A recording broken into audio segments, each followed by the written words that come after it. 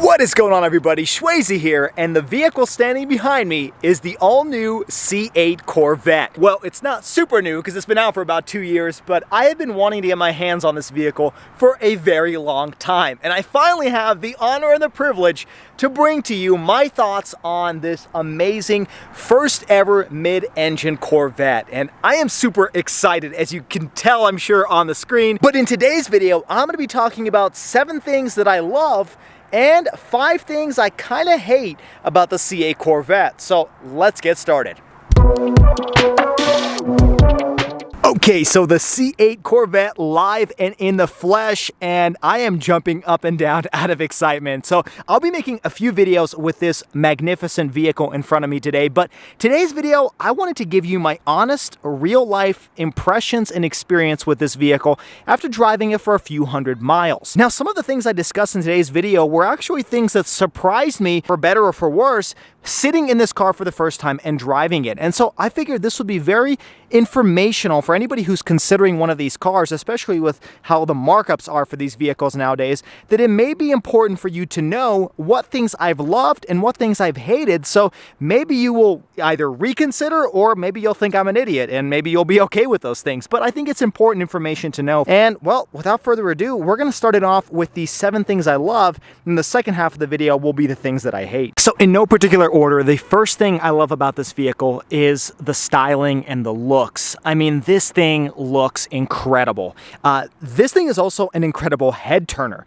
More so than my Hellcat, more so than really any other vehicle I've driven, aside from maybe a Lamborghini or something like that. I mean, everywhere I go, people are stopping, giving second looks, you know, taking a second glance as this thing drives by. I mean, everybody really wants to look at this thing, because I don't think they really know that this is just a Corvette. This is, you know, a somewhat affordable sports vehicle. People just think this is a supercar, and I think they succeeded, because look at the styling. I mean, you don't really get this type of mid-engine styling from just your regular, you know, $65,000, $70,000 or even $100,000 vehicle. I mean, this is kind of reserved for some of the more high-end exotic supercars. And, you know, there are some angles that I don't love, but overall, I think this is a magnificent looking vehicle, especially if you have kind of the Z51 package with the larger spoiler and some of the additional accessories that you can add onto this vehicle. And it does look like it punches above its weight in terms of, you know, styling to price ratio type of thing.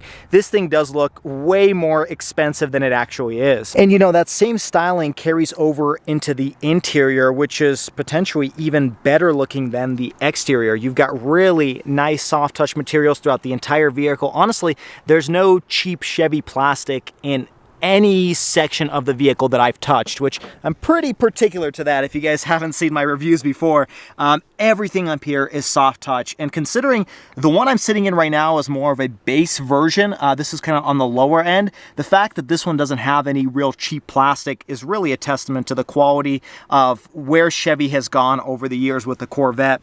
I mean, the interior is really, really cool. I love this little pillar over here, even though it's a little odd when you're sitting on the passenger side because you're kind of secluded.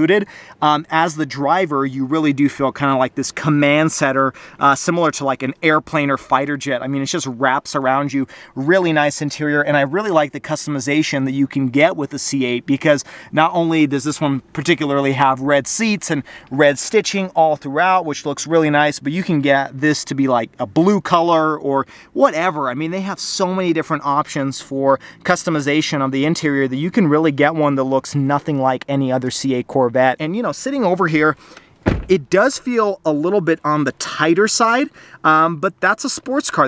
That's what you expect. You know, you don't expect a giant boat like a Challenger. This is a different type of vehicle, and it is a little tighty. It is kind of, you know, compressed, and I'm sure you can tell on screen because I can reach over and touch the passenger side door without a problem, where I can't do that with my Hellcat. But you do have a beautiful 12.3 inch, I believe, instrument cluster over here, and then you do have an 8-inch display over here. But it's just really cool to look at. So interior and exterior design has got to be one of the things I love the most. Now, the second thing I love kind of has to do with the sizing, and more particularly, I'm talking handling.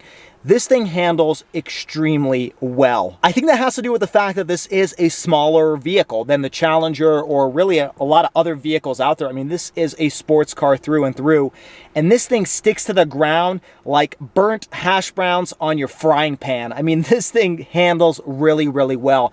I took this up the canyon and, I did it on some kind of tight curves at pretty good speeds, and this thing never felt like I was, gonna spin out or really lose confidence in the handling capabilities of this vehicle. And part of the reason is you are really low to the ground. The other day we were pulling up next to a Cadillac CTS, and that thing looked like a SUV compared to this vehicle. And of course, all of that assists with the handling capabilities that you can easily take a corner at 60 miles an hour and not worry that you're gonna lose traction or anything like that. This is a very easy car to maneuver in and out of traffic when you're accelerating and, going onto an on-ramp. I mean, I was pushing this at 60 miles an hour onto an on-ramp and it just felt super planted onto the ground.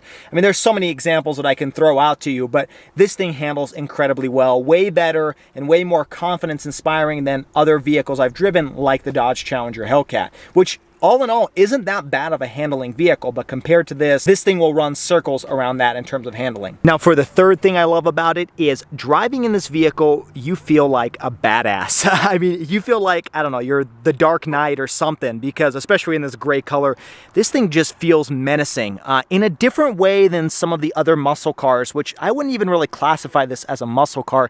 I'd classify this as a sports car. And this thing does feel like you're driving something super special and bespoke and unique. It's a different type of experience. I mean, it is a fun vehicle, and it's also an interesting vehicle to drive. Not only because you get looks and you get attention, but also because this thing just really handles well. And that kind of experience adds up together to give you a really cool, badass experience when you're driving this vehicle. If you're gonna own a vehicle that's very expensive, you might as well have fun driving it. And this thing accomplishes that because of the different things that they put together and the fact that it is a mid-engine vehicle for under 100K. The other part of that is the fact that this is one of the only naturally aspirated vehicles out there that can beat an electric vehicle in terms of 0 to 60. I mean, we're talking just around 3 seconds, 2.9 if you get the Z51 package, 0 to 60, which is pretty much the same, if not better, than some of the electric vehicles that Tesla releases, even though there are some Teslas, obviously, that are quicker than this still, but the majority of the ones on the road, I don't really like to challenge those because they're really quick 0 to 60, whereas this is one of the few naturally aspirated vehicles, especially under 100K, probably the only one under 100,000, that can pretty much smoke any electric vehicle, unless we're talking a Tesla Model S Plaid. Now, for the fourth thing I love about this vehicle, we have to talk about traction. This thing has an incredible ability to put the power to the ground. And that has to do with a lot of different things. Obviously, engineering first and foremost, but also physics. I mean, the fact is the engine is located pretty much right in front of the rear axles. And so you have a lot of weight sitting in the back. I believe it's 60% in the back, 40% up front. And so that puts a lot more weight on the rear wheels versus some of the front engine vehicles that send power to the back. You're gonna have more weight up front. The next reason is because this doesn't have an incredible, mind-blowing amount of horsepower. We're talking 490 without the Z51 and 495 with the Z51 package. We're not talking, 700 plus horsepower. And so you're still able to put that power down because you don't have an insane amount of horsepower going to the rear wheels. The next reason is because this has 305 wide Michelin Pilot Sport tires that are able to put that power to the ground. What's interesting is these rear wheels are actually 20-inch versus these front ones are actually 19-inch. So you do have a staggered setup with wider and bigger diameter wheels in the back, and that does help with putting a little bit more of that power to the ground because this is obviously a rear-wheel drive car. But in a lot of different conditions I've driven this car in, and I'm talking 40 degrees outside and stomping on the accelerator, this thing has never lost traction. I've never been worried about spinning out of control. That kind of goes off with the handling that I mentioned earlier, but all in all, they have designed this vehicle to be able to put that power to the ground. Now, the fifth thing that I love about this vehicle has to do with the transmission. Now, let me climb inside and show you, because this is one of the first Corvettes that doesn't come with a manual transmission as an option.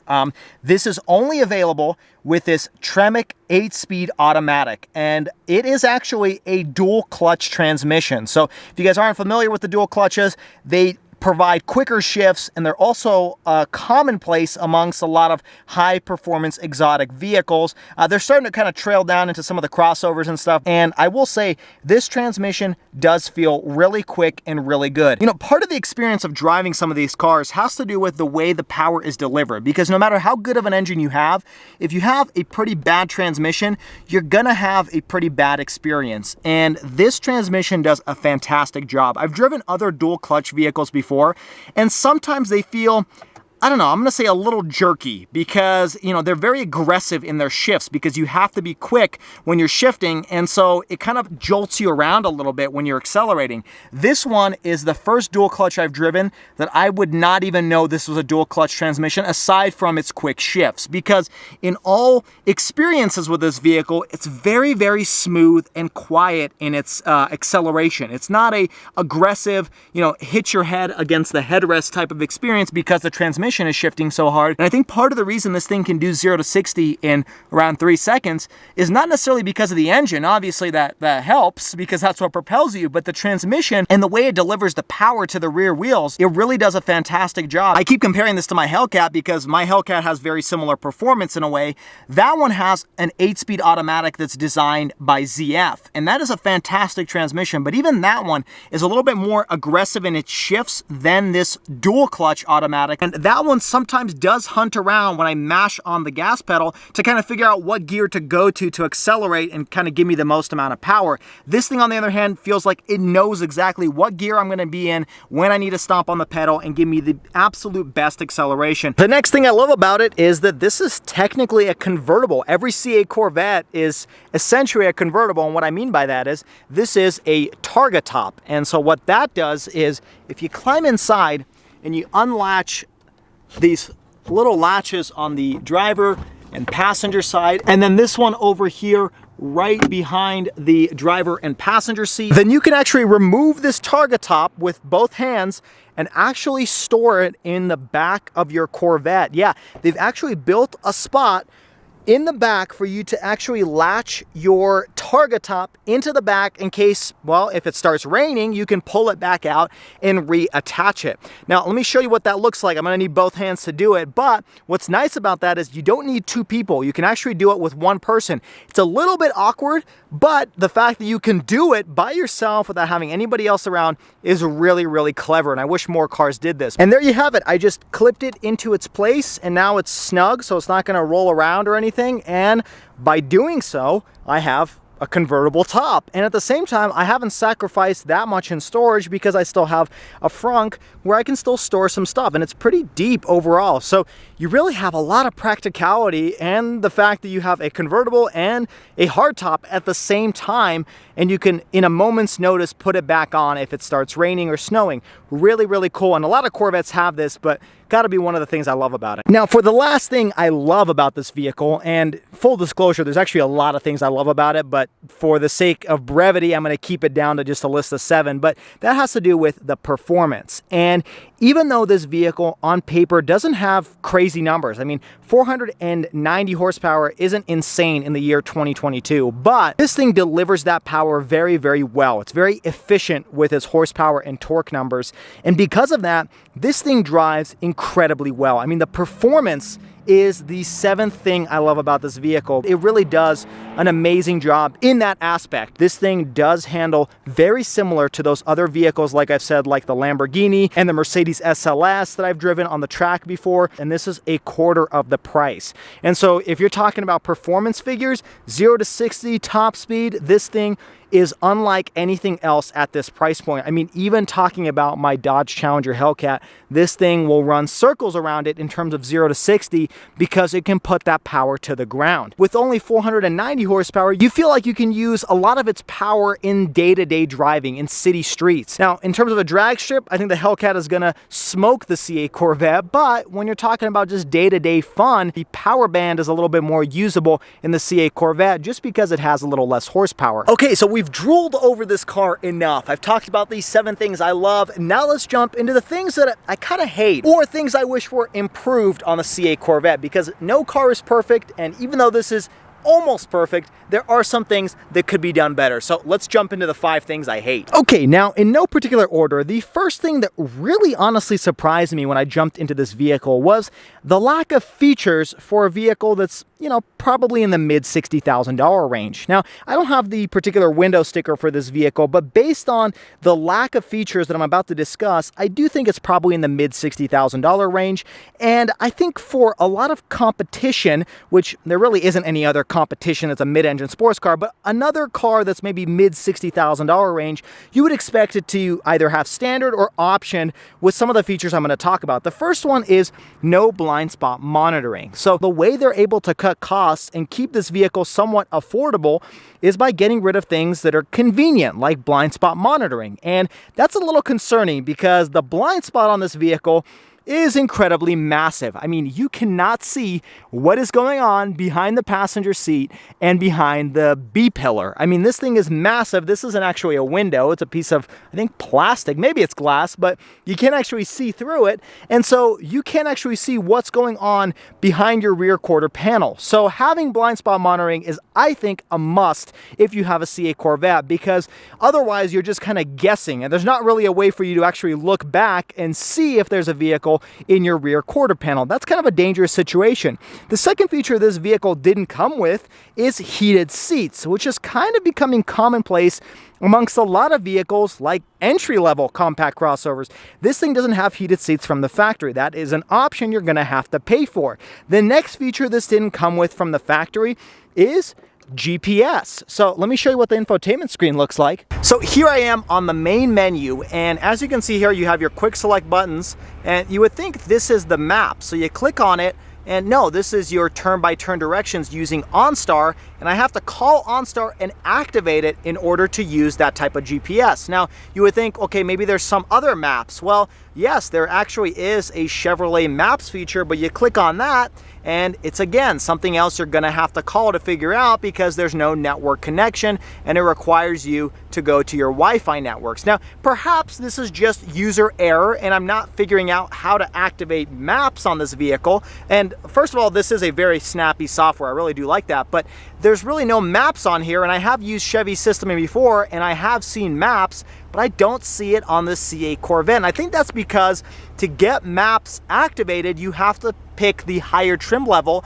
and this vehicle just doesn't come equipped with it. Now, the saving grace here is this does have wireless Apple CarPlay and Android Auto. Really awesome feature, works really well. I've used it before. That's really the only saving grace, but the fact that you don't have heated seats, blind spot monitoring, or maps really is kind of a downside of having an affordable mid-engine supercar. Now, that's forgivable, but just something to keep in mind if you're going to buy this vehicle thinking it's going to be like every other mid $60,000 vehicle with heated seats and heated steering wheel, etc., etc.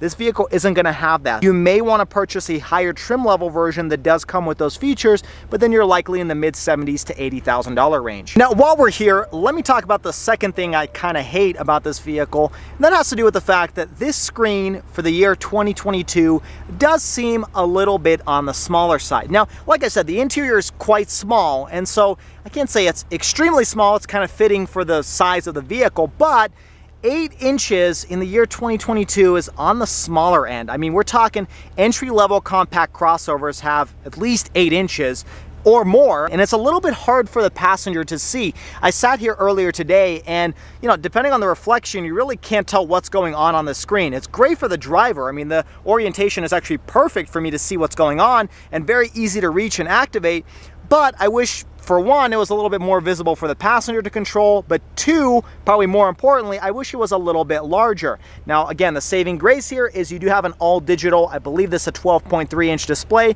and it's fantastic. It looks really great, lots of different functionality. You can go through your different features, you know, or different drive modes, I should say, and then depending on the drive mode, it will change what that looks like. I do wish that this screen was just a little bit larger. My Hellcat has an 8.4-inch screen, and I think that's kind of the minimum size that you should have in a vehicle, especially one that's over $60,000. Now, the third thing I hate about this vehicle was something that really surprised me and I didn't expect sitting in this car for the first time. And that has to do with the road noise. This vehicle is pretty loud on the inside. And I'm not talking when the roof is open, obviously it's gonna be loud, but when you have the roof closed and you're driving on the highway, maybe over 70 miles per hour, it's actually quite loud in here. Kind of surprisingly loud, to be honest. I compare it very closely to my soft top Ford Bronco. Now, I'm being a little facetious here. It's definitely not as loud as the Ford Bronco is, but I was trying to have a conversation with my wife, and it's not the engine that I'm hearing, it's actually the road noise, the tires, the air that's going through the vehicle. That all is very prevalent on the inside, and it gets a little bit annoying. I really didn't expect that because this is a mid $60,000 vehicle. You expect it to have really good sound insulation, but obviously they had to cut costs somehow, and I think sound deadening was one of the ways they cut costs to keep this vehicle price point low. Now, for the fourth thing, this is actually something you'd probably expect, but still something that you should know about the C8 Corvette, and that has to do with it's a little rough on the roads. This may be probably the most softest mid-engine sports car, but you know, a lot of people say this is a GT car, you know, a Grand Tourer that you can drive on long road trips. I don't know if I would drive this vehicle on long road trips because it is a little rough on some speed bumps and just little potholes on the road. The other day we were driving on the freeway and we drove over a small pothole, and it felt like the entire vehicle just kind of exploded. It made a really loud sound because the sound deadening isn't that great. And you know, it kind of just annoys you as you're driving that it's not a super soft plush vehicle. It's definitely more oriented towards sport than it is for comfort. I will say my Dodge Challenger Hellcat is more comfortable than this vehicle. It's softer on the roads, and even that car isn't the softest, but it is softer than the C8 Corvette. Now, for the next and final thing that I hate, quote unquote, about this vehicle has to do with the sound of the engine and the exhaust. Now, don't get me wrong, it is a very good sounding engine and exhaust system, but it's not the best out of the competition. And I'm talking about the Hellcat specifically and some of the other muscle cars that are on the market. Although this thing does sound pretty good, it could be a little bit louder, a little bit more theatrical in its power and exhaust note than it actually is. And I've always thought of this from the very beginning when they introduced this vehicle. I thought the exhaust sounded pretty good, but not as good as it could be. And that can be fixed. Obviously, you can get a different aftermarket exhaust system and you can change it and tune it different ways. But I think from the factory, this thing is quieter than some of the other competition, including something from like the ZL1 Camaro. I think those things sound better than this vehicle. And that may have to do with the target demographic for Corvettes being people a little bit older who don't want something screaming behind them, especially now the fact that it's located behind the passenger compartment. But for the fact that it is behind the passenger compartment, you would think it would be a little bit louder. Now, it still sounds really good when you're accelerating and stomping on the gas, but I think my Hellcat with the Hemi supercharger sound, or even my Scat Pack, sounded better than the 6.2 liter. Now, although it's hard for me to show you what it sounds like with this engine inside the cabin, I'm going to attempt to do that, but then I'm going to show you what it sounds like outside of this vehicle with that exhaust note. Okay, so here's engine startup, and I'm going to do a quick rev so you guys can hear what it sounds like.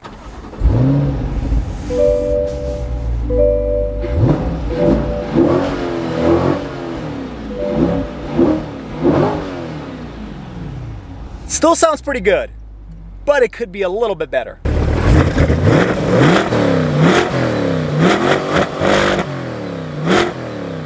I just wish it had a little bit more of that Rice Krispies crackles and pops that I get from my Hemi engine, which this one doesn't seem to have. Okay, well there you have it, folks. Those were 7 things I loved and 5 things I kind of hate about the C8 Corvette. But don't get me wrong, this thing is amazing. It's near perfect, and especially at the price range we're talking here, if you can find one in the mid 60s, you're still getting one hell of a vehicle for a really reasonable price. I really do love this car, but just like every vehicle out there, there are some things that could be improved, and I think these are important things to consider if you're buying one of these vehicles. But nonetheless, this is a blast of a vehicle to own and drive, and I would love to own one of these vehicles and have it in my garage.